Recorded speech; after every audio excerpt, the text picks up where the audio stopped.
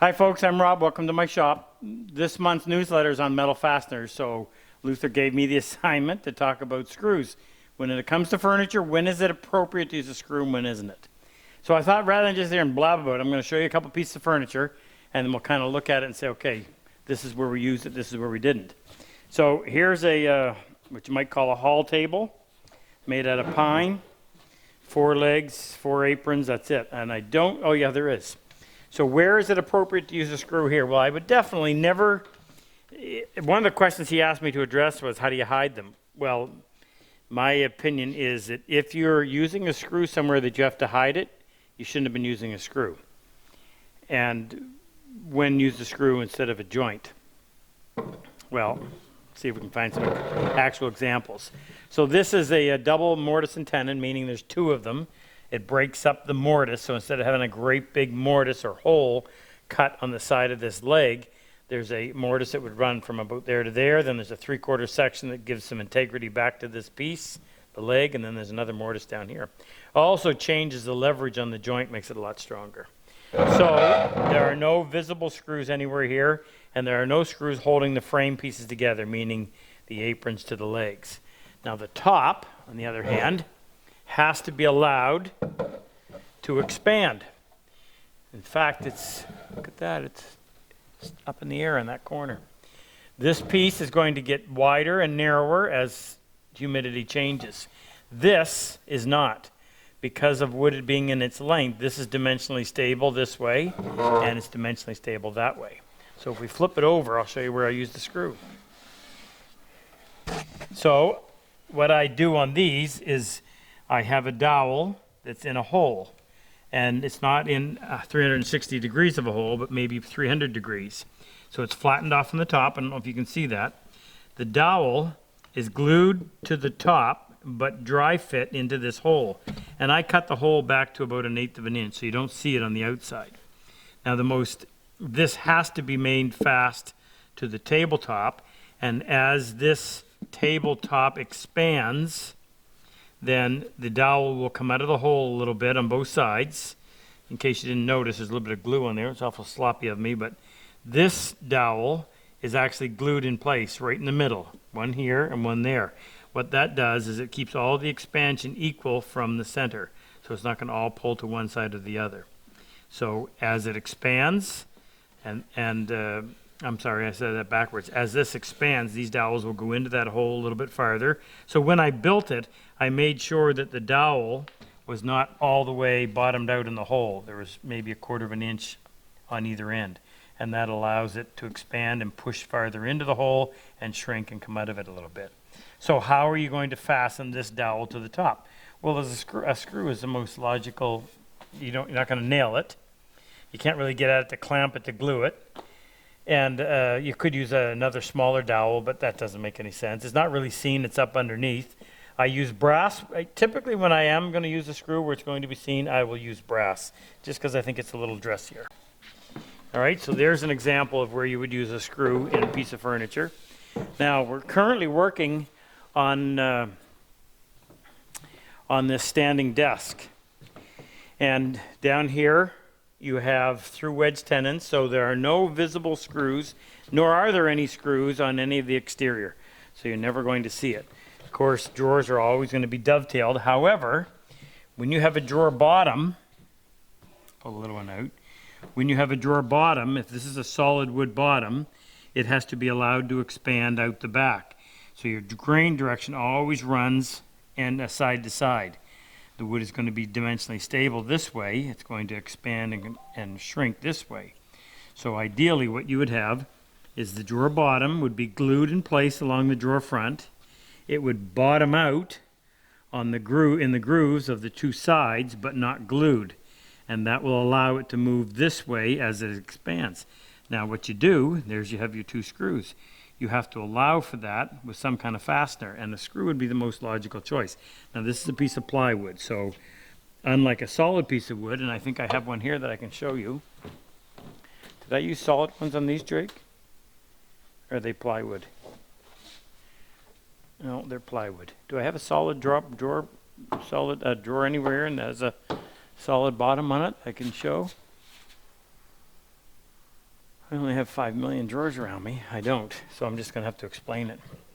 If this was a solid wood bottom, I would have had cut a slot for each of these screws that would allow that piece to move out and pull back in.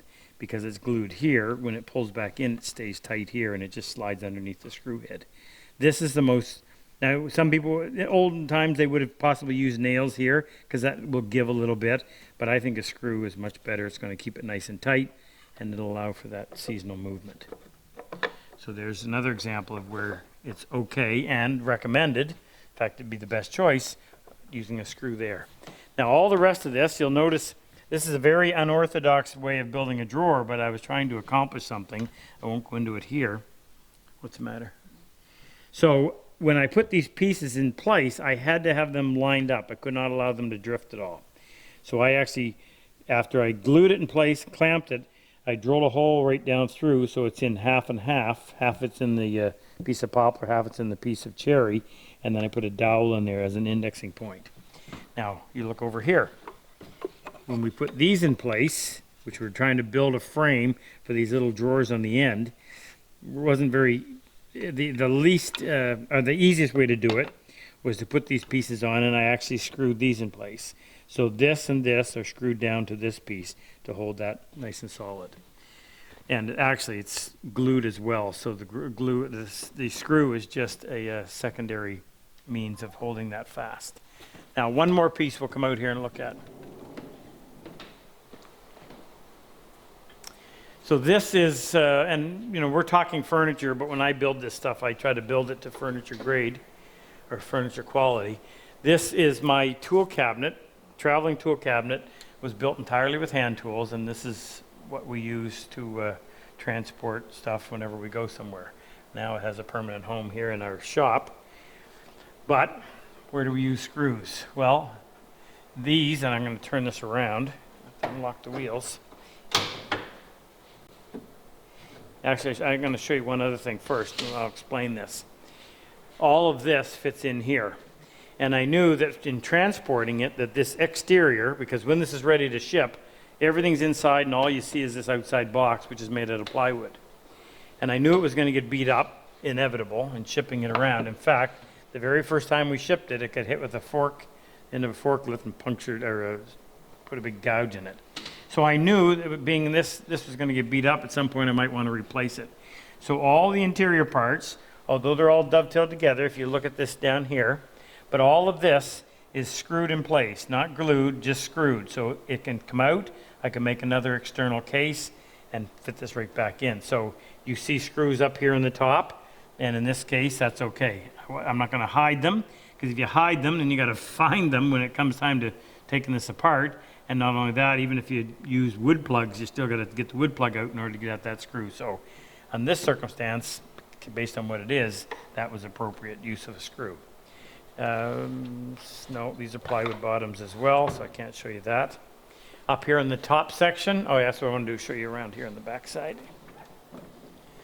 All of these pieces are glued in, all of these holders are glued in place, but because they're transporting tools and they're going to get jarred around, I wanted to have that little extra security. So all of these are screwed through the plywood on the back side. Now what I like to do is I like to use what's called a finishing washer. That's what these are. And I think it just dresses it up a little bit. It gives you a little more surface area to grab, and instead of having to countersink your screw head into already rather thin material, which further makes even less material underneath the head of the screw, by using this finishing washer, you're capturing a much bigger surface and you don't have to countersink into the actual piece. So that's what all of these screws are on the back side. Over here, on this back of the base, again, this is a part that was designed to be replaced eventually. This is screwed in. This is what I don't like about screws. You've got to use so many of them. But if you're going to use them, I didn't use brass here. I needed the strength, and the brass are a fraction of the strength of the steel. But in that application, it's okay. And these are all countersunk. This was all done by hand, so it was done with a handheld countersink. So it chipped the wood away a little bit. But this back actually sits inside of a rabbet, so it provides a lot of resistance to any racking. But I put the screws in there as extra measure. Now on these upper pieces, So these are all screwed in from the back side. There's no visible screws out here at all.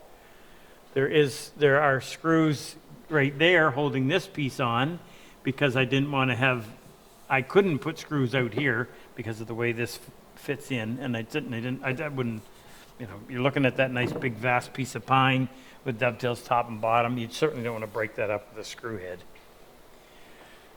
Some of these pieces in here that hold the well, I've never gone in and replaced these. These were intended to all be brass, and I must have run out of brass screws. I'll go in and change those as well. They need to be brass. Over here on this section, you've got a little toggle that holds your panel gauge in place, so that's appropriate. That's a round-headed brass screw. And I don't think there's any other visible screws there at all. This sawtill pivots, and again, I didn't use a screw here. I used a wooden dowel. You can see it sticking out right there, which I think is a lot more acceptable. So, when to use screws? When it doesn't matter, meaning you're not going to see it, it's going to provide enough strength. When to avoid using screws, when a joint is going to make a much better job of it, and also when you have to allow for expansion, all of those things have to be factored in.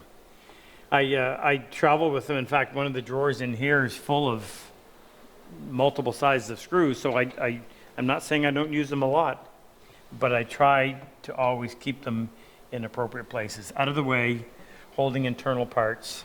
Anyway, hope that helps.